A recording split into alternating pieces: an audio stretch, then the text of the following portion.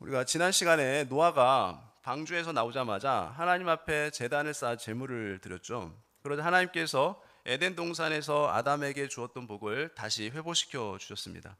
그리고 구름 속에 무지개를 두시고 다시는 홍수로 이 땅을 심판하지 않겠다라고 약속을 주셨죠.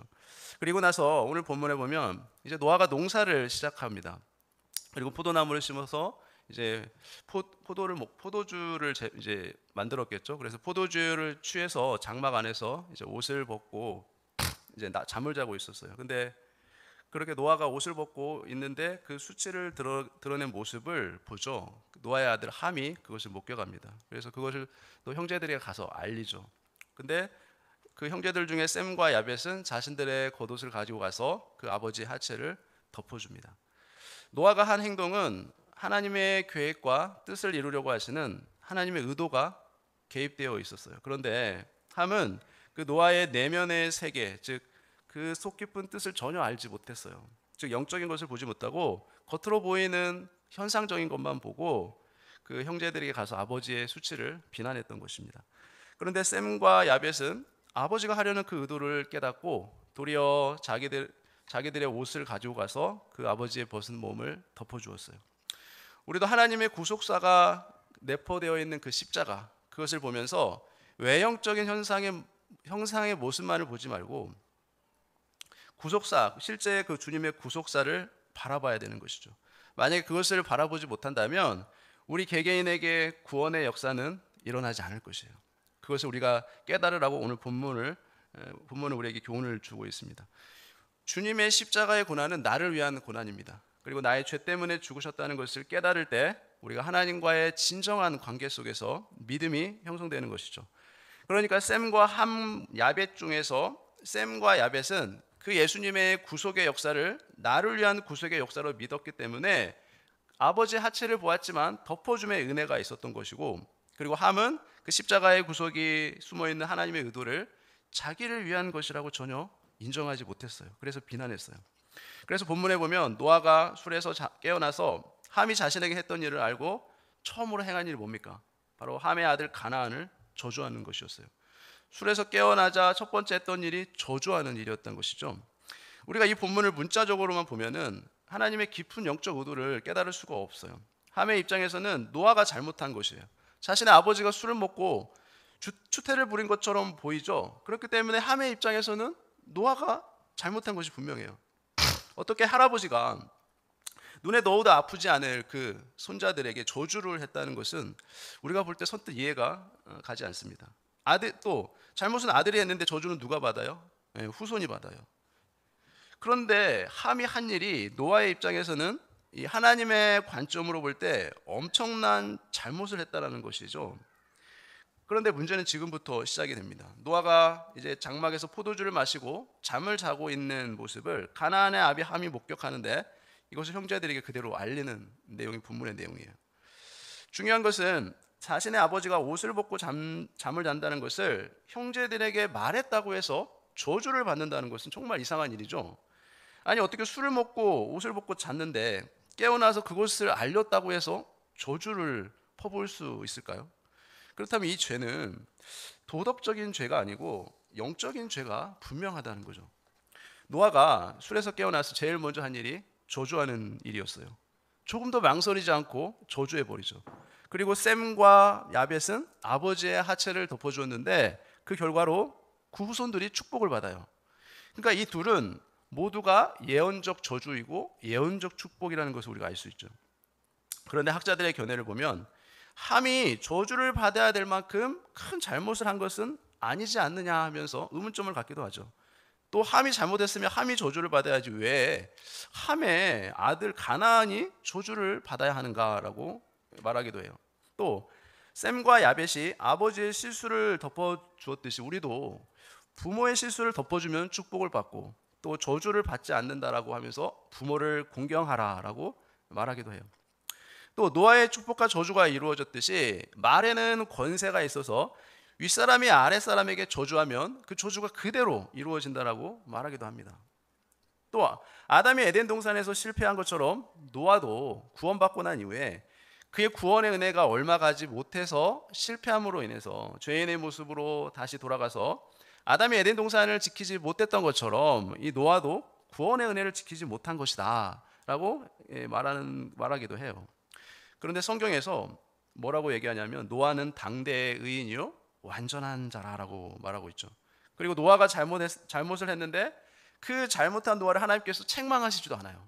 그렇죠? 그리고 노아가 술이 깨어서 저주를 퍼부었는데 하나님이 그 저주를 그대로 다 이루셨어요. 그래서 성경에 표면적으로 적혀 있는 문자 속에 이 하나님의 구속사를 넣어두었다는 것을 우리가 생각해야 돼요. 문자 속에 하나님께서 의도하시는 영적인 숨은 의도가 있다는 것이죠. 노아가 옷을 입지 않고 술에 취해 벌거벗고 잠자는 모습을 밖에 나가서 말한 것은 하나님의 역사를 비난했다라는 것이에요. 즉 하나님의 구속사를 비난했다라는 것이죠. 구원의 일을 방해한 것이에요. 어떻게 그렇게 우리가 이해하면 쉽습니다. 그러니까 함의 폭로는 뭐냐면 도덕적인 일을 가지고 그렇게 한 것이 아니라 영적인 죄를 지은 것이에요. 창세기 9장 24, 25절 보면은 노아가 술이 깨어 그 작은 아들이 자기에게 행한 일을 알고 이에 이르되 가나안은 저주를 받아 그의 형제의 종들의 종이 되기를 원하노라 하고, 노아가 술이 깨어 그 작은 아들 함이 자기에게 한 일을 알고 가나안을 저주했다라고 말해요. 그런데 저주를 누구한테 합니까? 작은 아들 함이 아니라 그의 아들 가나안에게 저주를 해요. 그러니까 죄는 함이 지었는데 저주는 그의 아들이 받는 거죠. 요한복음 5장 39절에 보면 너희가 성경에서 영생을 얻는 줄을 생각하고 성경을 연구하거니와 이 성경이 곧 내게 대하여 증언하는 것이라. 그러니까 우리가 성경을 볼 때 예수님을 빼버리고 문자적인 해석만 해버리면 어떻게 돼요? 여기서 예수님이 하신 말씀은 거짓이 돼요. 거짓말이 돼요. 그러니까 모든 성경은 예수님에 대해서 말씀하고 있다는 거죠. 오늘 본문 창세기 9장도 바로 이 예수님에 관한 말씀이라는 것을 우리가 생각해야 된다는 거죠. 그래서 첫 번째로 가나안이 받은 저주를 한번 살펴보겠습니다. 왜 노아가 술이 깨어서 함의 아들 가나안을 저주했는지를 24절에 성경은 이렇게 말하죠. 노아가 술이 깨어 그의 작은 아들이 자기에게 행한 일을 알고, 노아가 술이 깨어 작은 아들이 행한 일을 알고도 저주했다는 것인데, 그렇다면 먼저 성경에서 이 술의 의미를 좀 살펴봐야 되겠습니다. 성경에서 술, 이 포도주는 부정적인 의미도 있지만 긍정적인 의미도 있어요. 먹지 말라는 말씀도 있지만 또 먹으라는 말씀도 있죠. 그 문장에 따라서 긍정과 부정의 의미가 다 있다는 것입니다. 즉 술, 포도주라는 단어는 히브리어로 야인이라고 말하는데 원래 뜻은 잔치라는 뜻이 있어요. 9장 20절에 이런 말씀이 나와요. 노아가 농사를 시작하여 포도나무를 심었더니, 그러니까 예수님께서 우리의 죄와 사망의 문제를 해결하기 위해서 예수님은 친히 우리의 죄와 저주를 다 짊어지시고 십자가에 못 박혀 피 흘리실 때 하나님께서 우리를 향한 하나님의 진노와 저주를 예수님께 쏟아 부으셨던 것이죠. 그때 예수님의 피로 인해서 우리의 모든 죄가 하나님께 용서받고 구원을 받게 되죠. 그래서 우리가 영생을 얻게 된 것이죠. 그래서 영생을 얻는 그 의미는 뭐예요? 노아가 방주에서 나와서 새하늘과 새 땅에서 발을 딛게 된 것을 말해요. 그러니까 노아는 홍수 이후에 새하늘 새 땅에서 뭐를 합니까? 이제 아름다운 포도원을 세운 것이에요. 그러니까 죄와 저주와 사망은 홍수 때 다 끝난 것이죠. 우리가 예수님을 믿어서 구원받을 때도 마찬가지죠. 이전 것은 다 지나가고 우리가 그리스도 안에서 새로운 피조물이 돼요. 그래서 새로운 사람으로 이제 하나님을 섬기게 되는 것처럼 노아도 마찬가지. 새하늘과 새 땅에서 이제 포도원을 세운 것이에요. 스가랴서 10장 7절에 보면은 에브라임이 용사 같아서 포도주를 마신 같이 마음이 즐거울 것이요 그들의 자손을 보고 기뻐하며 여호와로 말미암아 마음에 즐거워하니라 라고 말씀해요. 그러니까 포도주는 술로서 취하게 만드는 의미도 있지만 포도주의 의미는 뭐예요? 마음을 즐겁게 하는 의미도 있는 것이에요. 또 이사야서 55장 1절에 보면 오라 너희 모든 목마른 자들아 물로 나오라 돈 없는 자도 오라 너희는 와서 사 먹되 돈 없이 값 없이 와서 포도주와 젖을 사라. 자, 여기서의 포도주의 의미는 하나님의 말씀을 의미해요. 그러니까 포도주는 말씀을 상징해서 우리가 말씀을 들으면 어떻게 돼요? 기쁨과 또 즐거움과 안식이 우리 안에 있게 되죠. 또 이사야서 25장 6절에 보면 만군의 여호와께서 이 산에서 만민을 위하여 기름진 것과 오래 저장하였던 포도주로 연회를 베푸시니 곧 골수가 가득한 기름진 것과 오래 저장하였던 맑은 포도주로 하실 것이며. 자, 여기서는 무엇을 의미할까요? 여기서는 메시아가 임할 때 축복을 지금 말하고 있어요. 그러니까 우리가 알코올이 들어있는 포도주를 먹으면서 예수님과 함께 잔치를 연다는 의미가 아니에요. 이 메시아가 임할 때, 그러니까 주님이 오시면은 이런 축복과 은혜를 우리가 받게 된다는 것을 말하고 있어요. 그러니까 포도주가 예수님이고 또 포도주가 말씀이다 이런 의미가 아니라, 포도주가 주는 그런 의미가 무엇이냐라는 것을 우리가 생각해야 되는 것이죠. 그리고 바벨론으로 끌려갔던 이스라엘 백성들을 회복할 때도 아모스서 9장에 보면 이런 말씀이 있어요. 여호와의 말씀이니라. 보라, 날이 이를지라 그때 파종하는 자가 곡식 추수하는 자의 뒤를 이으며 포도를 밟는 자가 씨 뿌리는 자의 뒤를 이으며 산들은 단 포도주를 흘리며 작은 산들은 녹으리라 라고 말씀해요. 자, 이 말씀은 이스라엘 백성이 이제 가나안 땅으로 다시 회복될 것을 의미하죠. 그러니까 포도주에 대한 이미지를 우리가 좀 다양하게 생각해 볼 필요가 있다는 거죠. 우리는 포도주를 그냥 술이라는 의미로만 그런 생각하려는 경향이 있는데, 이 성경에서 포도주는 예수님의 보혈을 의미하기도 해요. 창세기 14장 18절에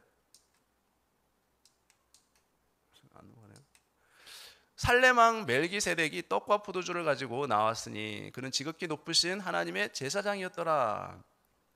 자, 여기 보면은 포도주는 예수님의 구속의 보혈을 말하고 있어요. 그러니까 양과 염소를 잡아서 흘리는 피, 그것을 말하는 것이 아니라 예수님의 구속의 보혈로 이제 하나님 앞에 제사를 드림으로 축복하는 내용이에요. 또 고린도전서 11장 25절에 보면 식후에 또한 그와 같이 잔을 가지시고 이르시되 이 잔은 내 피로 세운 새 언약이니 이것을 행하여 마실 때마다 나를 기념하라 하셨으니, 이 말씀은 예수님의 보혈을 통해서 이제 우리가 제사함 받고 구원받은 그 은혜를 기념하는 의미로서 포도주를 얘기하죠. 그래서 성경에서 포도주를 금하는 것도 있지만 영적인 의미로 또 좋은 의미로 쓰일 때도 많이 있다는 것이에요. 어떤 의미가 있었습니까? 기쁨의 의미가 있었죠. 즐거움, 또 말씀, 만족, 풍성함, 이스라엘 회복, 이런 다양한 의미가 있었어요. 자, 이 모든 것이 하나님께서 주신 은혜와 복과 관계가 있다는 것이죠. 창세기 9장 21절에 보면은 포도주를 마시고 취하여 그 장막 안에서 벌거벗은지라. 포도주를 마시고 취했는데 어디서 노아가 벌거벗었어요? 장막 안에서. 다른 곳도 아니라 장막 안에서 수치를 드러냈어요. 여기서 장막에 쓰인 단어는 이스라엘 백성들이 이제 광야 생활을 할 때 하나님이 계셨던 그 성막이 있었는데 그 성막과 같은 단어를 지금 쓰고 있는 것이에요. 그러니까 장막은 성막과 같은 곳이에요. 그러니까 오늘날로 말하면 교회를 말할 수 있겠죠. 그러니까 성막에서 벌거벗은 것은 사실 수치가 아니죠. 주 안에서 안식을 누리고 있었던 것이에요. 우리가 일주일 동안 세상을 살다가 교회에 와서 말씀을 듣고 기도하고 찬송하며 안식을 누리는 것처럼 주 안에서 일어난 일들이라는 거죠. 그래서 수치가 있어도 그것은 부끄러운 일이 아니에요. 창세기 2장 25절 아담과 그의 아내 두 사람이 벌거벗었으나 부끄러워하지 아니하니라. 신랑 대신 예수님을 통해서 구원받은 우리가 신랑 대신 예수님과의 관계 속에서 죄가 사라졌는데 우리가 뭐가 부끄럽고 수치가 될 수 있을까요? 그러니까 노아는 홍수 심판 이후에 방주에서 나와서 새 하늘과 새 땅에서 안식을 누리고 있는 중이었던 것이죠. 노아는 방주에서 나와서 새 하늘 새 땅에서 즐거움, 기쁨, 자유, 구속의 은혜를 누리고 있었던 거예요. 그러나 그 구속의 은혜를 받지 못한 자들은 모두가 다 어떻게 됐습니까? 홍수로 인해서 다 멸절됐죠. 우리가 예수님 안에서 우리가 예수님께서 재림하고 나서 다 구원받으면 이제 새 하늘 새 땅에서 불신자는 없게 되죠. 죄인이 없어요. 새 하늘 새 땅은 예수님 안에서 의롭게 된 구원받은 성도들만 새 하늘 새 땅에 있게 돼요. 그래서 노아는 포도주를 마시면서 그 구속의 은혜를 누렸다고 우리가 생각하면 되는 것이죠. 그래서 이스라엘 백성들은 잔치가 있을 때면 항상 포도주가 있었어요. 무슨 말입니까? 새 하늘 새 땅에서는 언제나 그 예수 그리스도의 구속의 보혈이 흐르고 있는 곳이죠. 우리가 천국에 가기 전에 교회 안에서 끊임없이 선포되고 또 듣는 말씀이 무슨 말씀이에요? 그 예수님의 구속의 보혈. 그래서 예수님의 구속의 보혈 안에 있어야만 참된 안식과 자유와 즐거움, 행복이 있는 것이에요. 그래서 함의 잘못은 뭐예요? 도덕적인 죄가 아니라 영적인 구속의 은혜를 부정한 것이에요. 이 율법주의자들, 또 행위로 구원받는다고 말하는 자들은 복음으로 구원받는다고 주장하는 그 사람들을 어떻게 여깁니까? 예, 그 사람들을 우습게 여기고 구원이 그렇게 간단한 거냐고 비아냥거리고 복음을 비방했다라고 우리가 이해하면 되겠죠. 그러니까 함은 노아의 아버지가 구속의 은혜를 누리는 그 안식과 기쁨, 즐거움을 깨닫지 못하고 벌거벗은 것만 가지고 노아가 구속의 은혜를 누리는 것을 가지고 주변 사람들에게 나가서 비방했던 것이에요. 지금도 함처럼 복음을 깨닫지 못한 자들은 주님과의 혼인잔치를 부인하고 시기하고 믿질 않아요. 지금도 우리 구원을 확신해야 됩니다. 우리는 하나님의 은혜로 구원받았습니다라고 얘기하면 이 율법주의자들, 행위주의자들은 그것을 값싼 은혜라고 비방해요. 그래서 구원은 그렇게 쉽게 받는 게 아니야. 그렇게 쉽게 구원을 받으면 사람들이 도덕적으로 해이해져서 그냥 사람들이 막 살게 될 거야 라고 복음을 공격해요. 율법주의자들은 사람들에게 더 철저하게 율법을 전해서 하나님을 무서운 하나님, 두려운 하나님으로 생각하게 해서 죄를 짓지 못하게 하고 또 하나님을 바라보며 경건하게 살게 해야지, 그렇게 값싼 복음 전해서 세상이 이렇게 엉망되게 하면 안 된다고 주장해요. 자, 이런 사람들이 영적으로 함의 후손들인 것이에요. 십자가의 은혜를 싫어하고 비웃고 자신의 의로 율법을 지킴으로 행위로 하나님께 나아가려고 하는 자들은 모두 그들의 조상이 함인 것이에요. 그 함의 후손들이, 그 율법주의자들이 교회를 다니더라도 저주를 받게 되는 것이에요. 그래서 구속의 은혜를 거부하고 비웃는 자들에게 노아는 화가 난 것이에요. 아버지가 벌거벗은 것을 형제들에게 알린 것 가지고 그 아들의 대대손손 수천 년을 저주받게 한 것이 아니라, 만약에 그렇게 했다면 말도 안 되죠. 성경은 무슨 말을 하려는 거예요? 복음을 거부하고 행위로 율법으로 구원을 이루려고 하는 자들, 복음을 비웃는 자들은 영원히 구원이 없다는 것을 상징적으로 보여주는 것이에요. 그래서 노아는 수에서 깨어나서 함을 저주하지 않고 누구를 저주합니까? 가나안을 저주해요. 9장 25절에 보면 이에 이르되 가나안은 저주를 받아 그의 형제의 종들의 종이 되기를 원하노라 라고 저주하죠. 그러니까 함의 후손들이 저주를 받아서 형제의 종들이 되기를 원한다라고 저주하죠. 그래서 함의 후손이 가나안이에요. 가나안인데 그들은 이스라엘 역사 속에서 또 세계 역사 속에서 언제나 다른 나라 사람들에게 굴복되고 엎드려지고 뺏기는 그런 삶을 살게 돼요. 노아의 저주로 가나안의 후손들은 이제 비천한 민족이 되고 말죠. 가나안의 후손들은 팔레스타인 지역에서 민족을 형성하고 살고 있었는데 이 사람들은 노아로부터 저주를 받았지만 실은 누구로부터 저주받은 거나 똑같은 거예요? 하나님으로부터 저주받은 거나 똑같은 것이에요. 그래서 함의 후손인 가나안의 족속들은 이제 여호수아가 가나안 땅을 정복하기 전까지 이 팔레스타인을 점령하고 살고 있었죠. 그런데 실제로 여호수아 시대에 이제 여호수아에게 굴복당하고 엎드려져 버리죠. 그래서 셈의 후손인 여호수아가 이 가나안 땅에 쳐들어가서 그곳에 살고 있던 함의 후손인 가나안 족속들을 다 물리치죠. 그리고 실제로 셈의 후손에게 항복을 합니다. 그리고 지금까지 팔레스타인에 살았던 함의 후손들은 어떻게 되죠? 강대국들에게 점령당하고 빼앗기고 엎드려지고 하는 것이 지금도 사라지지 않고 있어요. 지금도 그렇게 당하고 있어요. 얼마든지 역사를 통해서 확인할 수 있어요. 그러니까 가나안의 저주는 노아가 한 것이지만 하나님께서 100% 개입했다는 것을 우리가 알 수 있어요. 따라서 노아가 한 저주는 예언적 저주였던 것이에요. 창세기 15장 16절에 보면 내 자손은 4대 만에 이 땅으로 돌아오리니 이는 아모리 족속의 제약이 아직 가득 차지 아니함이니라 하시더니, 여기에 보면 하나님께서는 이제 아브라함에게 예언적 말씀을 주고 계시죠. 너가 살고 있는 이 땅의 원주민들이 실은 이 함의 후손들인데 그들이 우상을 숭배하며 자녀를 우상들에게 제물로 바치고 온갖 죄악들을 저지르고 있지만 아직은 노아 시대처럼 이 죄가 관영치 않지만 이제 아브라함의 후손들이 애굽에 내려가서 400년 동안 살고 있을 때 가나안 땅의 죄가 관영하게 되면 하나님께서 모세를 통해서 이제 이스라엘 백성들을 출애굽시킨 후 여호수아 때 비로소 가나안 땅을 정복하게 되죠. 그래서 비로소 이제 이 예언적 말씀이 이루어지게 되죠. 우리가 이것을 보고 깨달을 수 있는 건 뭐예요? 하나님의 구원의 역사를 비난하고 믿지 못하면 저주를 받는다는 것, 중요한 교훈이 있는 것이에요. 예수님께서 십자가에서 죽으신 사건을 우리가 육적인 모습으로만 보고 비난하는 자들은 하나님의 진노를 영원히 받게 됩니다. 그런데 이런 사람들은 함과 같은 자들로서 하나님께 절대로 용서받지 못해요. 그래서 성경에서는 용서받을 수 있는 죄가 있고 또 용서받지 못할 죄가 있어요. 여러분, 용서받지 못할 죄가 뭡니까? 바로 복음을 거부하는 죄예요. 이 죄는 사망에 이르는 죄, 지옥에 가는 죄예요. 이것은 절대로 용서받을 수 없는 죄입니다. 아무리 착하게 살아도 복음을 받아들이지 않는 죄는 용서받을 수가 없어요. 그런데 용서받을 수 있는 죄, 사망에 이르지 않는 죄가 있죠. 이것은 율법을 범한 죄를 말합니다.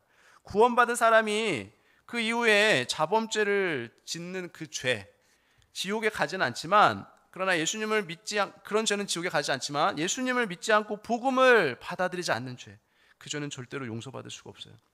그래서 함의 후손들이 저주를 받아 멸망하게 되었는데, 그렇다면 함이 노아에게 행했던 일이 얼마나 엄청난 영적인 원죄인지를 우리가 깨달아야 되죠.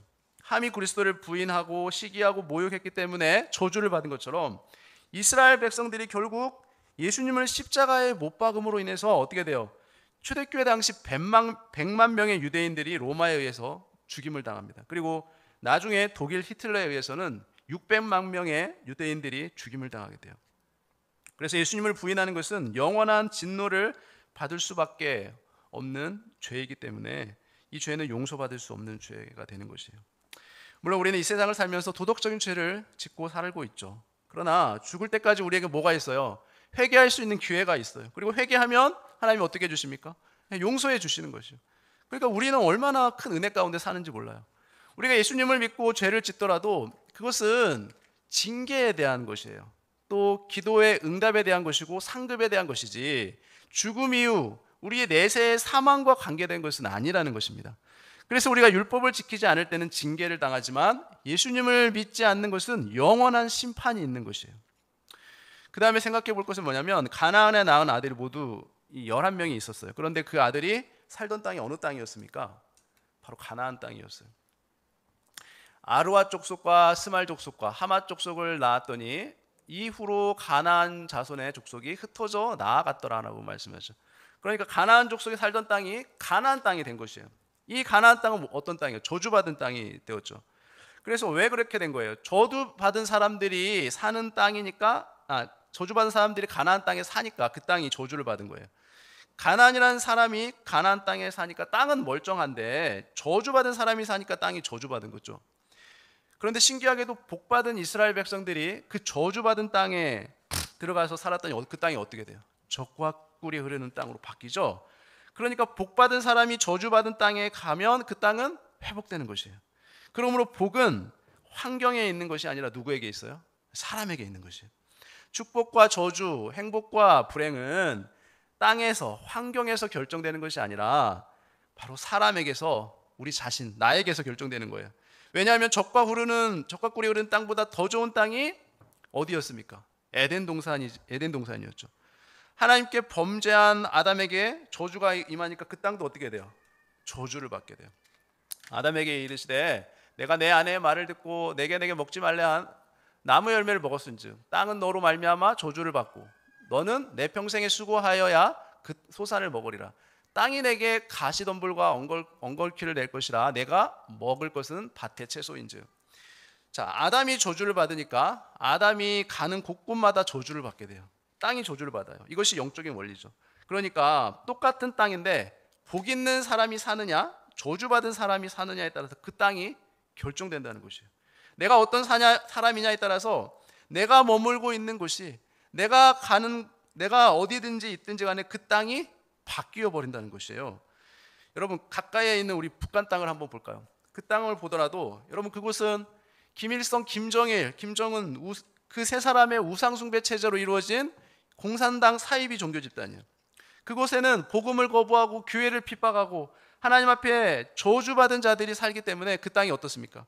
아무리 자원이 풍부해도 그 땅은 농사를 지어도 농사가 되질 않아요. 그래서 매년 많은 사람들이 먹을 식량이 없어서 굶어 죽어가고 있어요.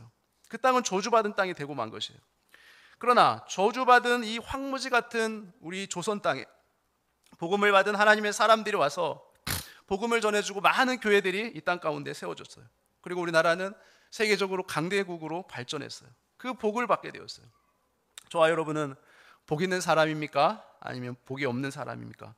여러분이 가는 곳마다 사람을 살리고 또 영혼을 살리고 만나는 사람들마다 위로와 희망을 줄 수 있는 그러한 사람들이 되기를 바랍니다. 여러분, 우리 하나님은 저주를 복으로 바꾸시는 분임을 여러분 믿으시기 바랍니다. 아브라함이 그 저주받은 가나안 땅에 들어갔을 때 하나님은 아브라함을 복의 근원 되게 하시고 또 복의 통로가 되게 하셔서 그의 후손을 통해서 메시아 예수 그리스도를 보내주셨어요. 그리고 그 저주받은 가나안 땅을 어떻게 바꿔주셨어요? 젖과 꿀이 흐르는 그 좋은 땅으로 바꿔주셨어요. 하나님은 어떤 한 사람을 택하시고 그 사람을 복의 근원이요 복의 통로로 삼으셔서 그 복이 그 한 사람을 통해서 흘러 넘치게 하죠. 그리고 온 땅을 좋은 땅으로 바뀌게 하시는 하나님의 의도가 숨겨져 있는 것이에요.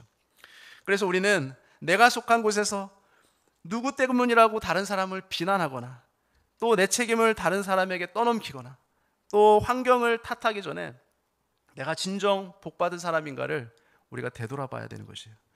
저와 여러분 모두는 복 있는 사람인 줄 믿습니다. 왜 저와 여러분이 복 있는 사람들입니까? 하나님의 사랑을 받고 또 예수님의 구속의 은혜로 복음을 영접하고 구원받아서 하나님의 자녀가 되었기 때문에 그래요. 하나님의 자녀들이 가는 곳에는 죽은 영혼을 살리는 하나님의 역사가 일어나야 할 줄로 믿습니다. 저와 여러분 모두가 함의 저주가 아닌 셈의 축복을 받아서 죽은 영혼들을 살리는 그 하나님의 역사에 쓰임받게 될 수 있기를 예수님의 이름으로 축원합니다. 기도하겠습니다. 역사의 주관자 되시는 전능하신 하나님 아버지, 참으로 감사합니다. 예수 그리스도의 구속의 거룩한 보혈로 저희들을 죄와 사망으로부터 해방받아 구원해 주시고 새하늘과 새 땅에서 주님 주시는 참된 기쁨과 자유와 안식을 누리며 살아갈 수 있도록 하나님 자녀로 택해 주신 은혜 너무나 감사드립니다. 그리스도 안에서 저희들을 복 있는 자로 택하여 주셨사오니 가는 곳곳마다 복을 흘려보내는 복 있는 자로 복의 통로로 살 수 있게 하여 주옵소서. 이 모든 것 예수님의 이름으로 간절히 기도하옵나이다. 아멘.